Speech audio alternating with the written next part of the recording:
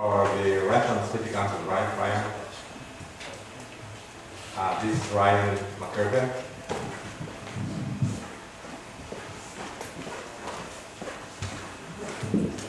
Hi, thank you. Ryan McIrvin for Renton City Council, position 4. First time running as a candidate, and I have to say I have to agree with Representative Hutton's comments earlier about that filing deadline and the candidate statement being submitted. I recently jumped into this after learning that Councilmember Greg Taylor was not going to be running again. It wasn't a snap decision. It wasn't something I just jumped into and said, hey, let's throw it out there and give it a shot. I've been interested in running for quite some time and believe I'm ready to take that next step and lead. I currently serve on the Renton Human Services Advisory Committee. Is someone running this thing? No. Ignore it. Keep going. All right, so that means I can take as long as I want? Okay. So on that committee, we recommend funding that the council approves for over $500,000 to essential services provided for our community to help fight homelessness, to provide emergency feeding, a wide variety of essential services. That's something, that good work I would want to continue to do on council. I would want to make sure that definitely we address affordable housing. You know, housing is crazy in Seattle. It's still crazy out here too. My wife and I just bought our home, and already just a few months later we know people who are trying to buy in the same neighborhood that cannot afford it. It goes for homeowners, it goes for rents as well. The rents, as we've recovered from the housing crisis, and a lot of people became landlords, you know, that weren't there before. We just don't have enough inventory of houses for people to be able to find affordable housing. So specifically, I think we need to, when we do add infill housing, make sure that we offer housing that not only is affordable, but is connected to transit, that gets them where they need to go. Make sure that we do provide transit-oriented development.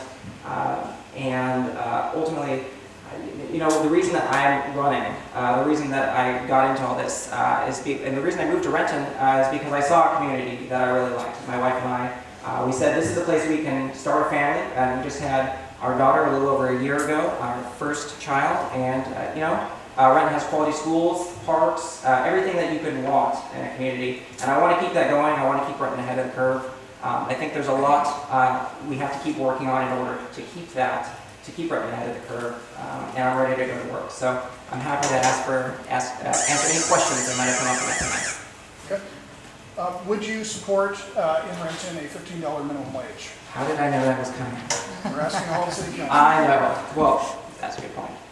So I support a living wage, absolutely. I think we can debate over exactly what that number would be. I would agree very much with Mr. Holder's comments earlier, specifically regarding that I want to wait and see as far as how it's going in other areas. But I think at the core, I do support making sure that people don't have to work multiple jobs in order to earn a living and support their family. I don't want that single mom to have to go, you know, back to work after, you know, picking the kid up from daycare, and ultimately, yeah, it could be $50. Now that issue, as far as I know, hasn't specifically come up in Renton, but I'm happy to address it and give it its full consideration when it does.